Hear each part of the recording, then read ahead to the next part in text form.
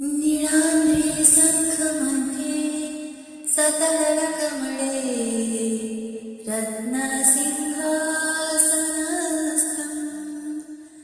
सर्वालङ्कारयुक्तं नवघनरुचिरं संयुतं चक्रिजेन भद्राया वामभागे रथचरणयुतं ब्रह्मरुद्रेन्द्रं वन्द्यम् देवानां सर्वशं सृजनं परिवृतं ब्रह्मदारं स्मरामि। जय जगन्नाथ। जगन्नाथ अखिल ब्रह्मांडर नायक, अकारणर कारण, अरक्षकଙ୍କ रक्षक, भक्तवत्सल जगन्नाथ, जगतर नाथ ବୋଲି जगन्नाथ। दुनियाରେ ଏମିତି କୌଣସି ଦିଅ ନାହିଁ ଯାହାକୁ ଜଗତର ନାଥ ବୋଲି କୁହାଯାଏ। ସେ ଏମିତି ଏକ ଦିଅ ଯାହାଙ୍କର ପାଦ ନାହିଁ ବୋଲି ସେ ଯାଇପାରନ୍ତି, ହାତ ନାହିଁ ସବୁ ଦେଖିପାରନ୍ତି, କାନ ନାହିଁ ହେଲେ ସବୁ ଶୁଣିପାରନ୍ତି, ଆଉ ବଡ଼ ବଡ଼ ଚକା ଆଖିରେ ସମଗ୍ର ବିଶ୍ୱକୁ ଦେଖିପାରନ୍ତି। ସେହି ହେଉଛନ୍ତି ବିଚିତ୍ର ଦିଅ। ସେହି ଦିଅଙ୍କର ଗୋଟିଏ ସୁନ୍ଦର ଭଜନ ଆଜି ମୁଁ ଆପଣମାନଙ୍କୁ ଶୁଣାଇବି।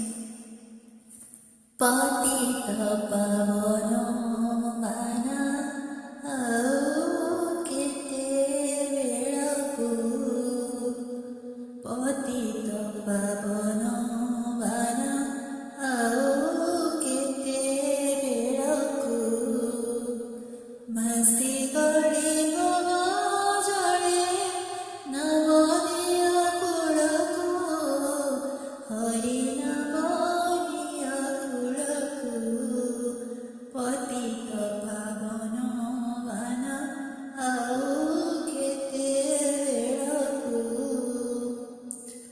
ରୂପିବାର ବୃକ୍ଷ ଗୋଟି କାଟୁଅଛ ମୂଳକୁ, ରୂପିବାର ବୃକ୍ଷ ଗୋଟି କାଟୁଅଛ ମୂଳକୁ, ତିନି ପୁରେ ହବ କ୍ଷତି ହେବ ଆଦି ମୂଳକୁ, ହରି ହେବ ଆଦି ମୂଳକୁ, ପତିତ ପାବନ ବାନା ଆଉ କେତେ ବେଳକୁ,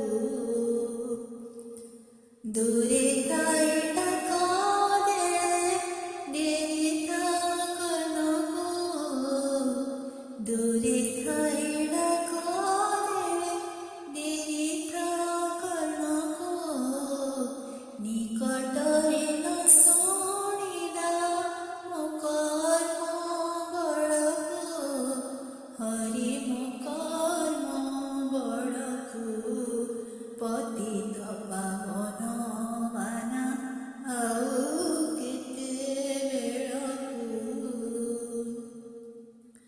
ଲକ୍ଷେ ଯୋଜନାରେ ଗଜ ଡାକ ଦେଲା ତୁମ୍ଭଙ୍କୁ, ଲକ୍ଷେ ଯୋଜନାରେ ଗଜ ଡାକ ଦେଲା ତୁମ୍ଭଙ୍କୁ, ନକ୍ର ନାସିବାକୁ ଚକ୍ର ଦେଲ ବେଶୀ ଜଳକୁ, ହରି